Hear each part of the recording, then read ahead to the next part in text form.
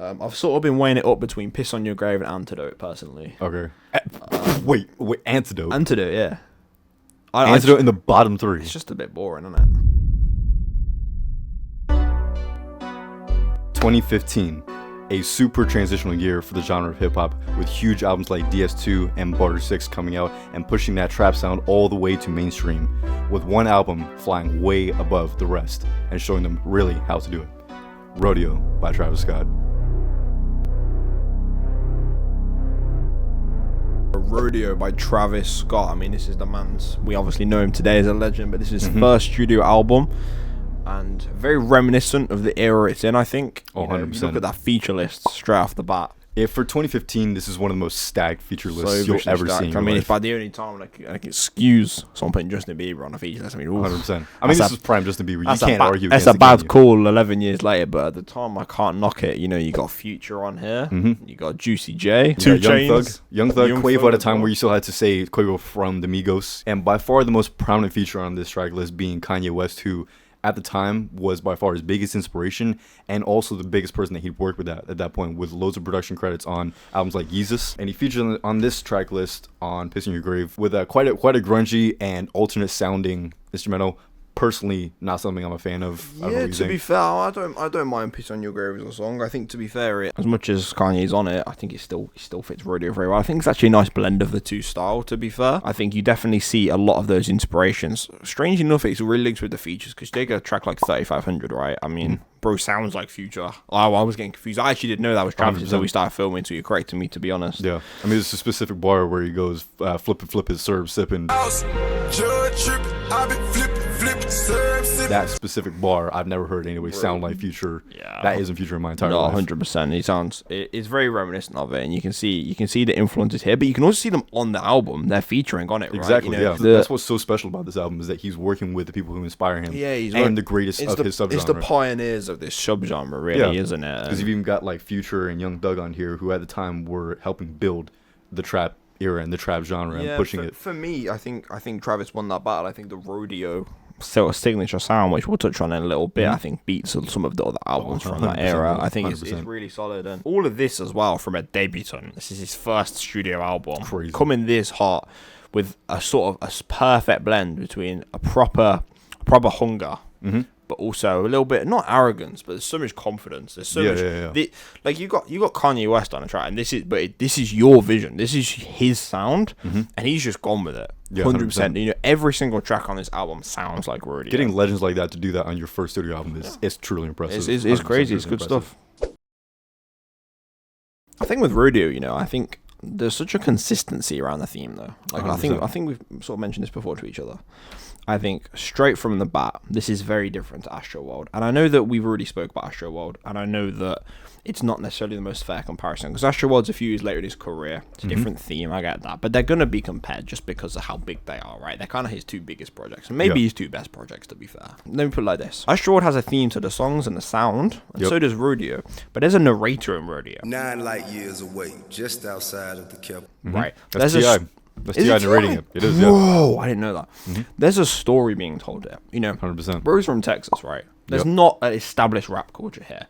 You know, sort of Atlanta, New York, California are the big ones, right? There's nothing here. I get we spoke about the inspirations, and that's true, more so in the sound. But he's the first one. Where you're from is significant. Especially in hip-hop. And he's fighting to try and maybe not even just put his place on the map, but prove that he's good enough. It doesn't matter where he's from. He doesn't need that cultural representation, because he's going to just force it. And look what we were saying before. He's took these massive starts of this era, and he's made them go on his tracks with his sound, with his signature. It's just unbelievable. Yeah, there's definitely a very strong theme of him coming up and overcoming all the, you know, the people that doubted him and just becoming himself and finding his purpose in life. I mean, even if you take a look at like Pornography, that one, you know, the bar, you know, Pornography surrounding me. Pornography surrounding me. That's talking about like all the bad influences around him, telling him, so he's trying to push that away. You look at Oh My Decide, that's him reflecting on having made it compared to what it was like before in his life. Let me tell you a little story about this side. You really can't make it on this side. You know, I think you look at 90210, where he talks about making it to LA and like finding his way around LA. Yeah, that was 90210 is the example I'm going to 100%. That's the one you were thinking about. Yeah, that's the one I was going to bring up. I Can Tell as well. That's another one. That's another one where he expresses the fact that he can now sense all these bad energies around people. There's loads more. You got Apple Pie, Never Catch Me as well. It's like loads of songs which talk about like him changing and becoming a different person. Yeah, I think Apple Pie is a great example. It's just like, you obviously the respect he's got for his family throughout this album. 90210 mentions his grandmother. I think it is another song as well. Apple Pie is the one. Apple Pie is the one where he's like talking about becoming his own man and he doesn't want to lean on his family as much. He doesn't want to lean on sort of the comfort. He wants to try and become his own man and deal with that. And I think there's a huge motivation to this album. There's a huge hunger from him that it really shines through. Yeah. It's incredible. Genuinely, it's really good. That's true. And talking about themes, there's another really strong theme here of, like you mentioned before, Astroworld's got its own sound, and Rodeo has its own sound here. Just like dark. I'm gonna be honest. The songs on it is genuinely terrifying. 100%. Genuinely. You take a look at the instrumentals of. I'm going straight to Maria. I'm drunk in a situation. 100%. Straight away. Super spooky. Even like Nightcrawler, it sounds like if you imagine like a bunch of like Halloween. Chaotic. Yeah, like Halloween decorations coming to life and like having a party together. That's what that instrumental is. Just so spooky, it's so naughty, that sort of thing. But it's mixed with this incredible energy. That whole party life and the drugs and the alcohol and all that kind of stuff. That's a part of it, but it's also mixed in with that. Yeah, really I know we've brought it up already, but I think 90210 is a perfect example of that. If you sort of it starts quite dark. Mm-hmm. It's very cinematic and the audio is very boomy. Yeah. But you get to the second half of the song and you get that motivation and the hunger. I think that's every man and his dog has spoken about how perfect 90210 is, but it's the exact same structure on Oh My Decide as well. Oh My Decide songs with a really gritty, like, again, dark sounding instrumental, and then it transitions into this really light, bubbly, like R&B type of, and then they transition to like, well, look at me on this side now. That's the sort of thing. I think you see those sorts, maybe not as relaxed as what you do on My Decide, but you do with Pornography as well, because again it starts quite boomy, and then it focuses a little bit more on the rapping, sort of similar to what 90210 goes for. I think there's a little preview to the whole like Astroworld sound as well, with songs like Maria I'm Drunk, Impossible. Impossible is a great example. That the ending part where he's outroing and he's going about nights like this, nights like this. This is. It sounds so Astroworld, like, to me. I'd say also, Wasted as well, to be fair. Wasted too, definitely. And also, I know you don't like the song, but Okay, Alright. Mm-hmm. The Alright, the second half of it oozes Astroworld. That really ethereal, completely spaced out sound. I think it's just Travis's sound, and I think you could argue there's some examples here where I think he already perfected it. 100%. I think Astroworld is maybe a bit more of a refined version on some tracks. Just him bringing it home at that point and making it commercial. No, 100%. But no, there's a really addictive sound to this, to be honest. And even now, here we're talking about this, how unique it is. 11 years, over a decade after. It's nuts, isn't it? At the time, there's even less. This is such a landmark in trap, honestly, genuinely. I mean, what a step forward from what we've had. And it's aged so well. Like you said, like listening to this for the first time in this year, it doesn't feel like anything different to what we would expect to come out nowadays. No, 100%. It is aged phenomenally. I think one of the contributing factors to that as well is, and also because obviously we're talking about Astroworld here, a big difference for those being the big two. A big difference between them, I think, is the construction between the two. Astroworld feels like banger after banger after banger after banger. All songs that sound really good. There's a theme to the sound, but there's not a theme to the album. No, but with Rodeo, there's lots of really calculated, really well structured and produced songs in here. Like, again, you take songs like Oh My Decide, 90210, and Impossible and Okay Alright, which again, they'll have interludes and second halves, and everything is just smooth, transitions well, and it's all calculated. The amount of beat switches on here is genuinely just outrageously intelligent. 100%. I mean, like, take Maria I'm Drunk as well. Look how calm that song starts. 100%. And then it's just like, boom. It's just frightening. I know we're sort of looking at it, analytically, and sometimes you can go a little bit too hard on that. But even songs like 3500, is it the most incredibly crafted song in the world? Probably not. But I think the auto-tune, the vocals on it are so good that I can enjoy it. Yeah. And I think Future and 2 Chainz on it are brilliant. I think sometimes you can get enough out of a song vocally. An example I always pull myself back to is when we did a review of Culture. Yeah. What the Price isn't a particularly fantastic song. but the vocals on it are enough. Sometimes if you actually perform and make it sound great, it's enough. Exactly, and I think even though it still sounds the same, it adds the variety. Yeah. Even though you're still getting Rodeo as a theme, you're getting different snippets of how that looks and how that can manifest itself in different songs and different circumstances. I think in terms of how this album's produced, sort of what you were saying, production-wise, in terms of a sound, but structurally, I think it's outrageous. I think it's very strong. 100%. 100%. So yeah, that is definitely a strong point of this album. But what are some parts, if there are any parts of this album, which are more weak to you? I can be critical, 100%. I don't think it's a perfect album. It's hard though. It's hard to find something to pick out of this. I would say my biggest gripe with some of this is I just think it exceeds some run times a little bit. Some of these songs don't need to be as long. I love 3500 Man, but actually don't need to be nearly 8 minutes. That's the first song that came to my brain. For what is effectively a lot of repetition. Don't get me wrong. And it's good repetition. I'm all for it, but it's just greed having it that long. I'm going to be honest. Yeah, it's ridiculous. Every time I listen to that song, I think both not just 2 Chainz, but both 2 Chainz and Future's verses could have been cut in half.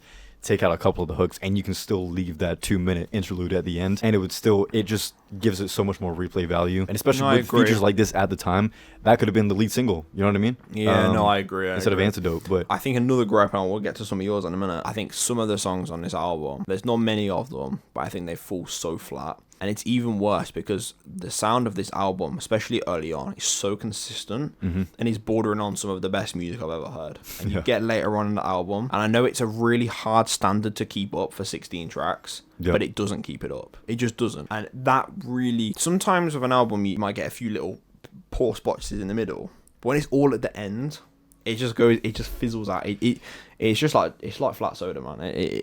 I just can't. When I'm getting to the end of the album now, I'm sort of just I'm done with it now. Sort of 12, 13 tracks in, it's game over now. I hear it does dead off a little bit towards the end of the track list. I think the important thing is if you focus on the vision and what he's saying is the part that becomes more prominent towards the end. When you have songs like I Can Tell, Never Catch Me, Apple Pie, songs like that. I actually like Apple Pie. And I Can Tell too. Apple Pie is great. I think I Can Tell's brilliant as well. But I do agree with you that towards the end of the album, it does decline in terms of energy, in terms of sound. But what are you griping at? What's stopping you from putting this album perfect? Maybe you do give it perfect, but if you're not, I'll spoil it early now. It's not perfect. Okay, it's not. So what's stopping it being perfect? So I do think there are a couple little missed opportunities. Like said, the long run times. I think it works with some songs, like 90210. I think that works. Oh My Decide, I think that works. But some of them, it's just. I feel like 5, maybe 6 is low 6 is a bit of a push, and then anything past that, 8 minutes is for 3500. That was ridiculous. And also, I feel like I'm not a big fan of "Piss on Your Grave." That's not my favorite instrumental on. I agree. It doesn't. It's sort of bordering past the Rodeo sound, and that. It sticks out a little bit to me, but not as much as Flying High. I like the song. It's the most catchy song, surprisingly, on the album. Yeah, but it's just catchy. You take that and put it along with the rest of the track list. It's just like, why was this even here? I agree. I actually like it, and I'm not going to be that hard on it. But I agree, it doesn't match the sound, and it's probably not as higher quality as what I'd say some of the other songs are. But I can rock with it just for what it is. That, and also I feel like there are a couple missed opportunities. Like with Maria, I'm Drunk. The very beginning, you want to talk. There's like a little interlude before it turns spooky.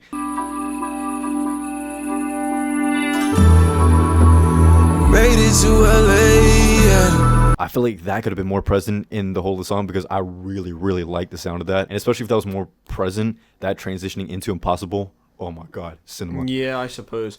I think the intro to Maria I'm Drunk sort of, I get what they're going for, but that is a little bit confusing sometimes. I don't know. It maybe goes on a little bit long, but I get what they're trying to do. And I know it sort of pulls the rug a little bit with how dark. It's easily the scariest beat on the whole album. So but those are my only real gripes, to be honest. Otherwise, it's a fantastic piece of music, right? No, I agree. It's an amazing bit of music.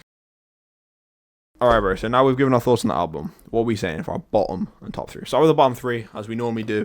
Let's go for what's your third from bottom? Third from bottom for me is going to be Never Catch Me. A point that you made earlier, the latter half of the album starts to drop off with energy and stuff like that, and Never Catch Me has always been one which I've, especially on the early listens, never really caught my ear. So just kind of said, still really good rapping on it though. For my third from bottom, I'm sort of still debating how I want to do this. I'm just going to say one of them and hope I'm happy with it. I've sort of been weighing it up between Piss on Your Grave and Antidote personally. Okay. Wait, Antidote. Antidote, yeah. Get him the fuck out of here. Antidote in the bottom 3. It's just a bit boring, isn't it? Are you, bro? Have you been like puffing and popping the things that he's been talking about during this track list? What's wrong on with the you? Puggies? No, it's tough. It's tough. I don't think "Piss on Your Grave" starts very well. But Antidote, bottom 3. I think I'll go "Piss on Your Grave" bottom 3. I think I'll save Antidote out of it. Right. I think Antidote is probably a little bit better. "Piss on Your Grave." Bro, the fact that you're even considering putting Antidote in the bottom 3 is but like insanity it's a good to me. album, man, and there's only 2 songs I don't like, so it's just going to be a song that I like. No, that's crazy. Let's lower it down. All right, well, I'm going to go for my second from bottom. It's going to be Flying High. That it just is a completely based that pick. I just can't do it because I just find it. It's So just, Flying High isn't in your bottom 3? No. I can't disagree with that though, because if you separate this song from the album, it is a very like catchy song. It's just not that good. It's not that great, but I just it's so kind of catchy. like it. Yeah. For my second from bottom. Sorry, I'm gonna go with "Okay, Alright." I can't get. It's so long and so repetitive. How could you not just like space out with that second Space half? out, bro. It's just no, I can't. I've gave it so many listens, and sometimes leading up to these album reviews for these songs I don't really get, I normally try and listen to them a bit more as well, just to see what I've missed. Yeah. And sometimes that's gone crazy on me, right? Like, look at the hate I used to have for Butterfly Effect. I started listening to that more, and that's like my number 2 now. It's Bro, crazy. I hope this climbs to the top for you as well, man. But because, I don't see that personally. I don't. So the very bottom, my least favorite track on this album is gonna be "Piss on Your Grave." It's the worst. I think it's a very clumsy, kind of just gritty, grungy type of instrumental, which I just don't enjoy listening to. It switches I don't almost blame completely you. to rock as well. It's one of the weaker ones on the album, I agree, but I do like Yeezy on that. I'm gonna go "Never Catch Me" is the worst on this album. I think it is such a flat, miserable end to this album. Even like when I'm looking at the track, when I'm looking at like one of my first listens, I'm looking forward and like outro's called "Never Catch Me." Mm-hmm. It's ice cold name, Sounds man. great, yeah. I was expecting big thing, and I don't know whatever song I was listening to at the time, but it's on Rodeo. It would have been boomy, dark, and hyped, and I was ready. Mm-hmm. It's flat. It's so flat. One of the biggest letdown outros I've ever listened to on an album. That's fair. I mean, I can't help but agree. Can't get on it. Now the fun part.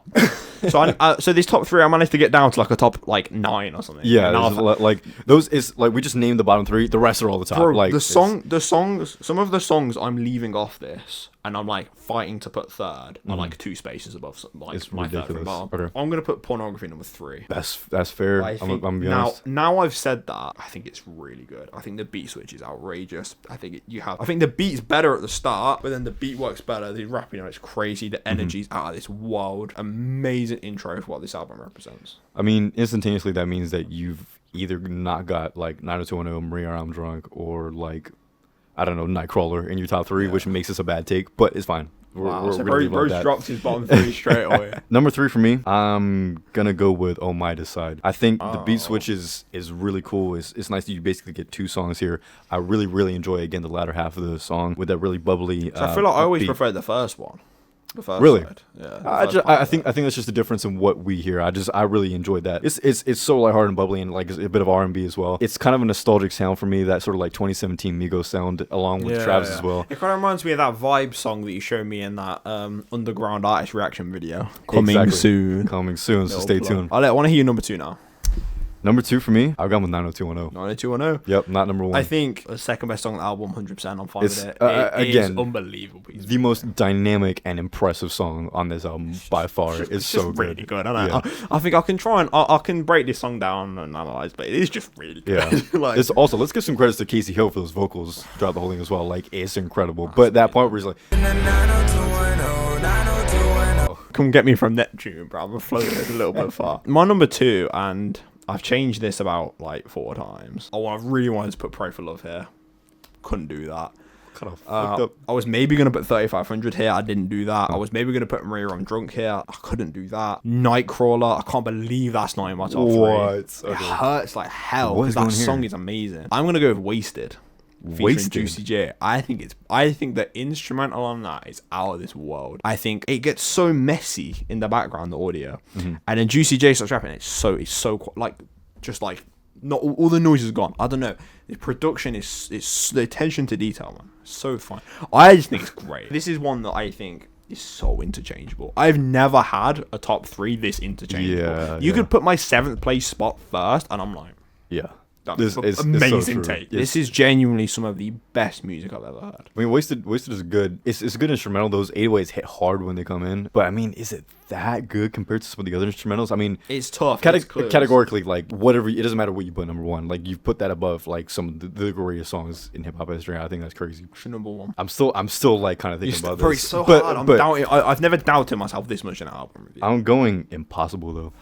Impossible. I love Impossible. Impossible I'm is so so glad you good. put it high because I can't do that because you will know what my number one is and I have to say it because it is that good. But Impossible, I'm so excited. Is number one for you too? No. Oh, okay, no. right. It is amazing. But Impossible is so good. Oh my god, I love Impossible, bro. The I love eerie, that just song. like late night vibes. We haven't just even discussed that complete- song yet. I know. Oh my But God. it's so good. Again, the latter half is the part where the vibes really kick in. But even in the beginning, it's just dripping with that auto I tune. know, Like again, I and the know. vocal, Oh, bro. the First of all, vocals, we man. haven't said anything about the vocal performances on this album. Like it's so performative and dynamic. I mentioned it a little bit sort of with 3500, but I can't believe we haven't even talked about Impossible. you can skip 5 seconds at any point during the song, and he'll sound different. Floating, Oh bro. my god. Honestly, the guy's a genius. Yes, he's done it twice now. Number one's 90210. It's just. It is just like the best song of all time. It's just really good. Like, Well, I don't it's know. just- You guys know how good 90210 is, but like Impossible's. I actually love Impossible. I just can't believe it's how good the peaks of this album are. I mean,